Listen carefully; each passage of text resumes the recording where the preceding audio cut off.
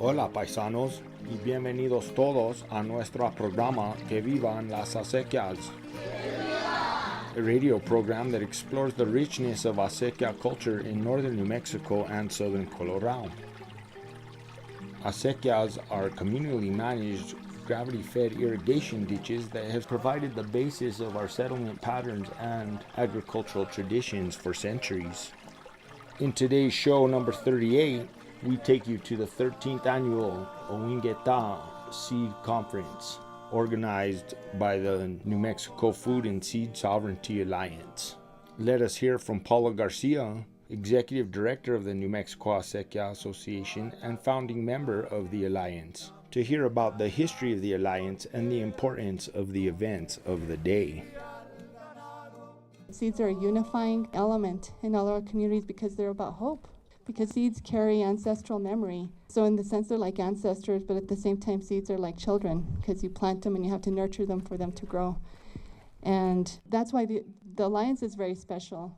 And the Alliance was established in around 2006. So we've been doing this ceremony for a long time, and it was really in that spirit of community, of unity around seeds that the Alliance was established. And the Alliance members are honor our Pueblo existence. We also have Tewa Women United, and Traditional Native American Farmers Association is the other organization, and we also have New Mexico Acequia Association, and we have two of our newer members, the Flowering Tree Permaculture Institute, and the Agricultural Implementation Research Education, which is AIRE. We started with really two members with NMAA and TANAFA for the first seed exchange.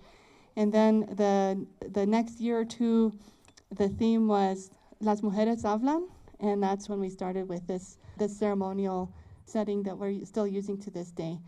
So it's in that spirit of family and relationships and love and respect that we bring this ceremony together.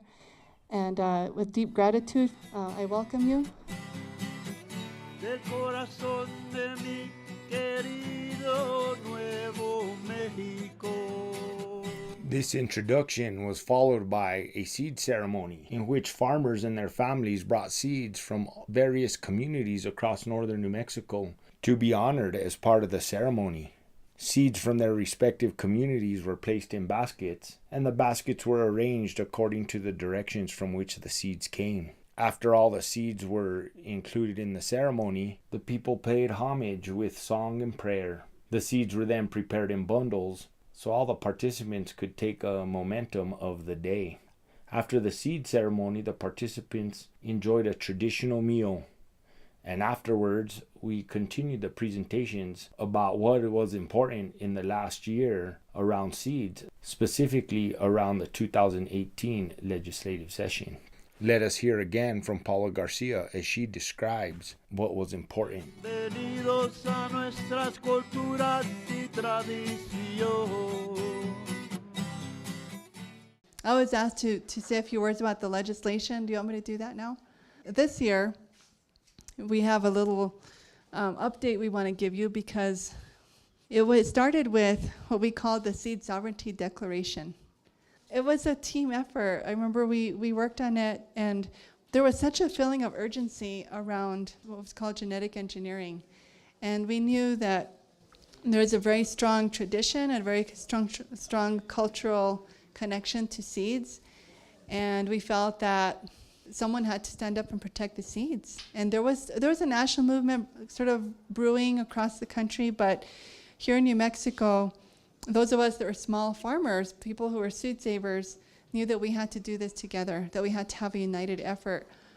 But very importantly, we wanted to make sure that the work was being done from an indigenous perspective, because the seeds that are grown here are a gift of the Tewa people. They're from this hemisphere, how seeds migrated from what we now call Mexico to this part of the world, and how they were nurtured for millennia here. And the leadership of our organization, Mexico Acequia Association, we felt that anything we did around seeds had to be done in solidarity with Pueblo farmers. Small farmers who have been saving seeds for generations. And that's why the first seed sovereignty declaration was between NMAA and TANAFA, and then a bunch of small farmers from the whole region. And that was historic because it was an affirmation of the value and significance of that shared history. But it was also an expression of deference. And I think that's something that we need to learn. It's how we can be deferential when it comes to honoring the past, being able to honor the Tewa people as the first people here, but also being able to reflect on the fact that we also have indigenous ancestry as Chicano people and starting to embrace that identity. So the Seed Sovereignty Declaration had all of that. So it's about seeds. It's all about seeds. It talks about seeds being a sacred part of our identity and how seeds carry hope for the future. And we went into why genetic engineering was a violation of what the Creator gave us. The Creator gave us these gifts, and genetic engineering was going to change that and violate what the Creator had given us in the way that it was gifted to us. And so that declaration did a lot as far as articulating some history, some values, and also some resistance. And resistance to global takeover, corporate, international, transnational corporations trying to control seed. So it's been many years now. We're on our 13th year. So it's been a beautiful ceremony, and every year we come together and we've gotten the rhythm of the ceremony, and it's always a big honor to see people bring their little baskets of seed and watch the whole participation. It's a beautiful circle we've created. But the reason I give that history and the number of years that this has been going on is to kind of go back to the root of where we were saying we need to protect seeds from genetic engineering. The threat to our seeds has never been so grave as it was this year. And I tell you that because we tried to lay some groundwork in policy those many years ago. And it wasn't until this year that we had to mobilize for the legislative session again. And back in the mid-2000s, we had anticipated that at some point the biotech industry was going to try to pass laws to preempt local governments from passing laws to protect seeds. Pre-emption. This is something that corporations are doing all over the country, because those type of corporations are trying to really limit local government from passing laws related to social justice. And it's no different with seeds. What the biotech companies have done is try to preempt local governments in states all over the country.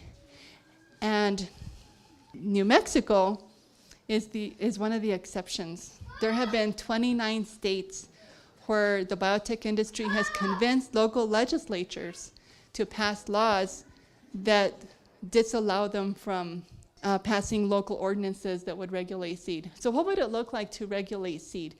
It might be a ban on GMOs, or it might be a regulation that says there have to be setbacks, so you can't plant GMO seeds within a certain distance of a farm that has native seed.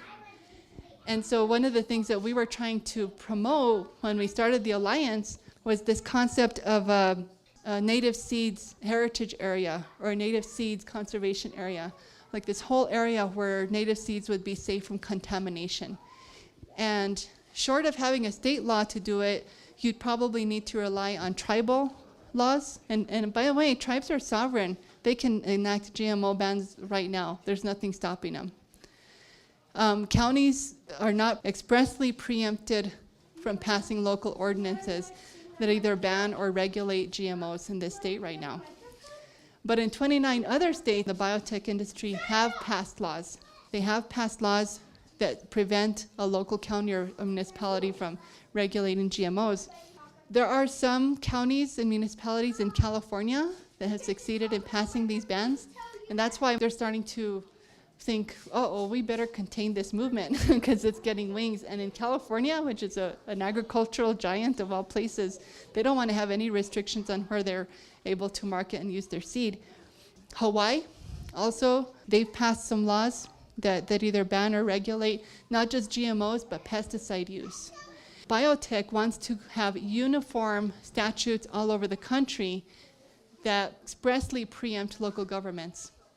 So 29 states where they've done it, if you look at a map, New Mexico is the only southwestern state, other than California, that's still not preempted. So what we learned is that the bill was an ALEC bill. Anybody know what ALEC is? ALEC is the American Legislative Exchange Council. The American Legislative Exchange Council is a right-wing think tank that draws up template legislation to pass in different states around the country. They do like right-to-work laws, they do tax cut for the rich laws, anything that tends to benefit the wealthy and corporate interests in this country are things that ALEC writes bills for.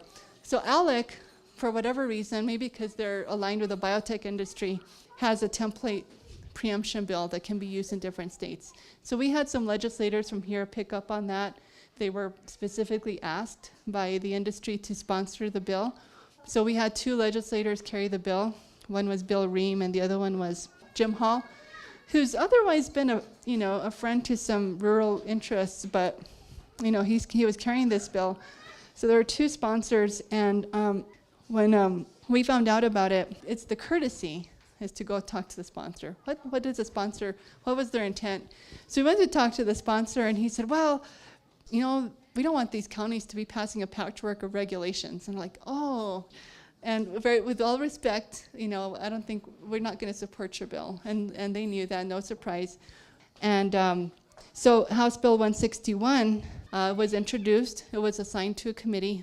Representative Georgine Lewis caught her attention because of all the advocates who came to her. And she pulled it into her committee. And her committee it's a long title, House, State Government, Indian Affairs, and Elections or something. But she pulled it into her committee. And once it was in her committee, at least 100 people came. And mind you, this was with very short notice. And the reason that there were so many people there is because of the networks. And not just here, there are other people working on seeds. But there's the Alliance, there's, Save New Mexico Seeds, and then there's all of your networks, whoever you're connected to. The word just spread like wildfire, and about 100 people showed up to the hearing. The chairwoman, Georgine Lewis, let every single person there speak. So give yourselves a round of applause if you were there. But I have to say, there was amazing testimony. I see a lot of you here that were there. At the committee hearing for House Bill 161, Beata Tsosie-Peña, community organizer with Tewa Women United and tribal member from Santa Clara, Pueblo, shared a powerful statement about her feelings of this bill. She was able to share this statement at our seed conference. Here is Beata. Honorable Chair, Representative Lewis, and representatives of this committee, Ówîngeh Sengitamu. I am here today with a heavy yet hopeful heart, and I must also express my anger at how offensive this proposed bill is. As a Tewa woman, as a mother, as a seed keeper, as a farmer, as one who comes from a lineage that has survived 3 waves of colonization and genocidal practices against the land and her peoples. Our seeds, our corn mothers, our diverse plant relatives also survived and are growing strong and adapting alongside us today. About 10,000 years ago, our ancestors made an evolutionary covenant with the ancestors of our corn mothers. In exchange for giving up our nomadic roughness, this seed ancestor also gave up her wildness, and together we co-evolved so that our survival became entwined. It is a spiritual, physical, and emotional bond, a promise that we are still upholding throughout Tewa lands and beyond. Our seeds are gifts from our grandparents of old and teach us many lessons about how to care for and nurture our communities. They teach us balance of male and female energies, how to survive by being in diverse relations with others, helping each other to grow and thrive, how to be generous and share the abundance of seeds and harvest, in harmony with soil, water, animals, changing weather patterns, and insects. This is the opposite of the perspective of proponents of this bill, who are allied with the big ag biotech companies who torture seeds into isolation, spread fear from a narrative of scarcity, render them sterile, and violently alter their genetics so that they cannot grow unless they are sprayed with toxic chemicals that poison the very land, water, human, and pollinator community they once coexisted with. Do you see how our survival is entwined with our ability to care for our seeds the way we have since time immemorial? Our seed stewardship is rooted in generational respect of spiritual timelessness, commitment to future generations, and living in balance with our earth elements. Our very health as peoples is dependent on eating these foods we have cultivated and nurtured for thousands of years, while territories and borders changed all around us. We need to all be actively working to restore and protect these relations to what they once were if we want to preserve the cultural strengths we possess as indigenous and land-based New Mexicans today. As peoples of this place, we understand what it means to protect our lifeways despite constant colonization and attacks from oppressive policies that diminish our human freedoms and rights of nature. Our democratic rights as dual citizens living both on, off, and near tribal lands. This bill is no different. It is an attempted assault on our seed relatives and collective health. We care for seeds as we would our own children, but in reality, they are our elders. Plants predate humans by millions of years, are complex, highly evolved beings, and have much to teach us about what it means to have true sustainability that is adapted to specific regions. We were never meant to regulate and control seeds, but to be in respectful relation with each other. I do not use this word relative lightly. These seeds are your children. As they came to us, so must you care for them. Sing them songs and breathe on their spirit before planting them in our shared mother. Open waterways with rusty palas so life can nurture each sprouting limb, or plant them deep and well-spaced if they drink only rain. Surround them with companions that will help them grow and thrive in beauty. We will watch over them. With simple tool technology, with our hands, our sweat, and daily prayers of thanks. These seeds are your elders. Only go into your fields with good thoughts and humble respect. It is the meaning of existence itself, to nurture a spirit from birth to death, completing a lifeway from sprout to harvest to sustenance, always saving seed for the next season, a moral and ethical plant breeding. Elder memories encoded in advanced civilizations adapting to an ever-changing life struggle, an ever-changing climate that can only come from being lovingly planted in place, aligned to eternal spirals of connection. These seeds are our children, and the last time the rights to parent our children were taken from us, we endured 5 generations of genocidal boarding schools, harm we are still healing from to this day. Loss of a lifeway that disconnected us from the songs of our planting. These seeds are our children, and we will share them with you freely. We will feed you with their abundance. All we ask is for this sacred trust as caregivers and stewards to be honored and respected in recognition of law that predates that of humanity. These seeds are your relatives, ready to help collective hunger for healing, and they are here, awake, listening to the decisions being made today. Kuntawaha.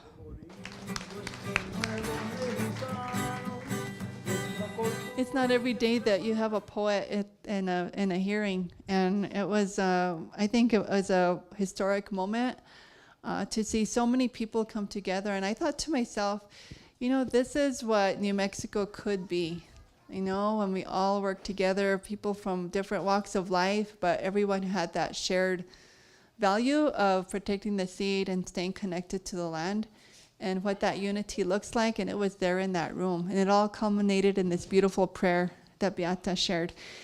And with all that beauty and everything that was going on, well, at the end of the day, it's still the roundhouse. And it was put to a vote, and thankfully it was defeated, but only by one vote. It was close. It was a party line vote. So we came within one vote of one of the more astute and forward-thinking committees and traditionally minded committees, because you had Georgine Lewis, a Pueblo woman. You had a couple of people from the South Valley who are connected to Acequia communities.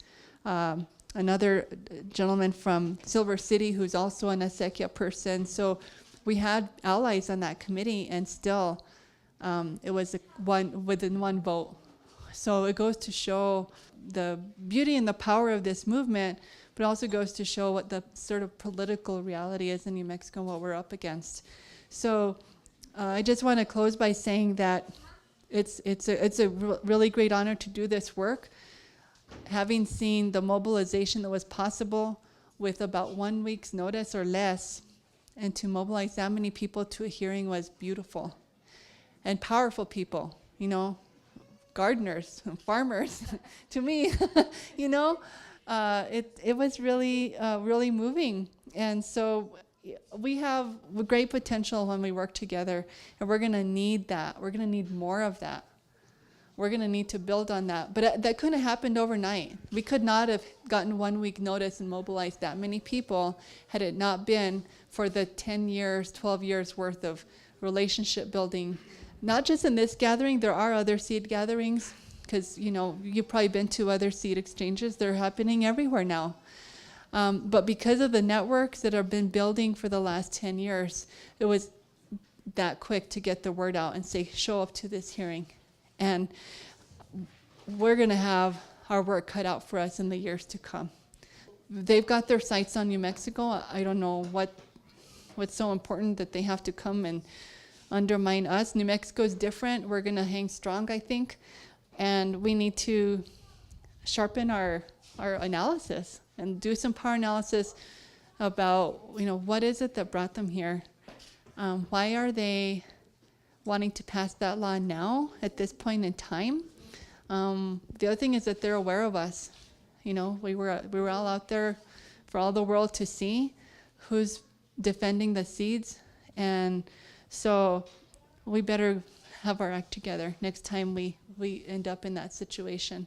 So I invite everyone here to stay engaged, and please stay connected, stay involved.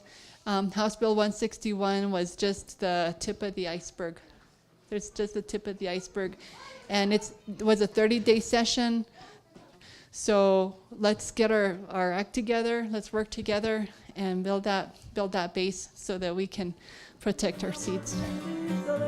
To conclude our program, let us hear from a participant in the Sembradores Farmer Training Program, co-sponsored by the New Mexico Acequia Association and the American Friends Service Committee to get more farmers on the ground.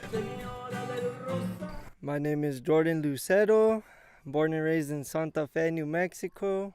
I garden a little bit in Chimayo and at the community college. I went from a nurse aide to a gardener now, so from farm to farm. And now I'm just working with New Mexico Acequia Association as a farmer Sembradore. So this program is a farmer apprentice program where you can learn how to be a farmer. It gives you a 15-point curriculum on state and federal agriculture laws, including working on the farm, learning how to grow plants from seed, how to till, greenhouse construction a little bit, mainly how to love and cultivate the land, save the water, clean acequias, and make sure we protect our seeds and keep our young farmers going in agriculture alive. So today we are cleaning the hava beans. We're pulling the weeds, not only pulling them, but we're opening up the soil for more oxygen and re-tilling the soil so it can break down into natural mulch for the plant to grow bigger and stronger. By cutting the roots a little bit and by moving the dirt, it helps it and increases root growth on it. So we would get the cavador and we'd just hit it in the ground and pull back.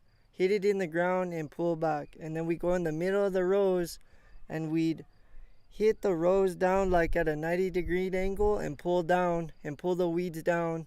And we take it all off and leave nothing but dirt there. So when we irrigate the water down the field, it goes straight into the plants, right into the roots.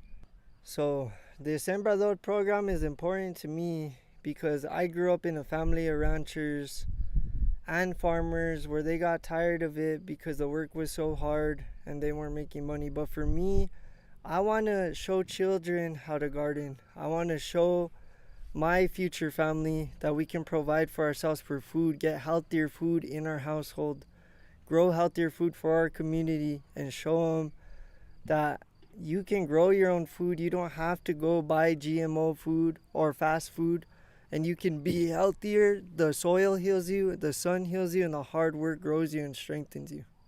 So my take on acequias, when I first cleaned them, man, it was hard. It was no joke hard cleaning those acequias. When it comes down to it, you have a group of guys, we go number by number, and we just clean the acequias. We get our palas, and we cut the acequia down, and we make sure it's clean from weeds and it's clean from rocks. And it's a lot of hours of numerous hard work, but it's totally worth it for that clean water to go through, irrigate, and come to our plantitas and into our land to grow either alfalfa, grass, plants, food, whatever it is, for our livestock, for our families, and for Mother Earth to give back to us. It just feels good to work hard for her. And acequias are good because without them, a lot of us wouldn't get water to our farms. None of us would get any water for our lives. And water is life. El agua es vida, is what our saying is. Drink a lot of water when you're working out here, number one, because water is important not only for the plants but for yourself. To keep yourself healthy is a way to keep your plants healthy too. Make sure to show your seeds and plants a lot of love when you work them too, and a lot of patience. You can't just grow food overnight. It's going to be a lifelong task, and I'm barely starting, but from what I learned, it's just a beautiful, nurturing thing to do and to be proud of. And for all the young farmers out there like myself, don't give up. We are the future of farming, acequias, and agriculture. No matter what these big corporations say, we are the hard work and the love going into our land and back to our elders who worked the land previous before us. And learn from your elders. They help a lot.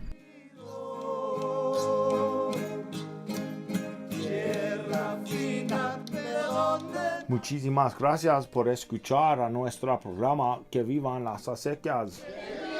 This radio program is brought to you by the New Mexico Acequia Association, Cultural Energy, and Agriculture Implementation, Research, and Education. Please visit us at our websites, www.lasacequias.org, www.culturalenergy.org, and www.growfarmers.org. Special thanks to Cipriano Vigil y Los Folkloristas for our theme music, and Jeremias Martinez for this month's musical selection. This show is made possible by grants from the Kellogg and Marguerite Casey Foundations. I am your host, Miguel Santisteban, hoping you too will reconnect with seed saving and seed saving traditions.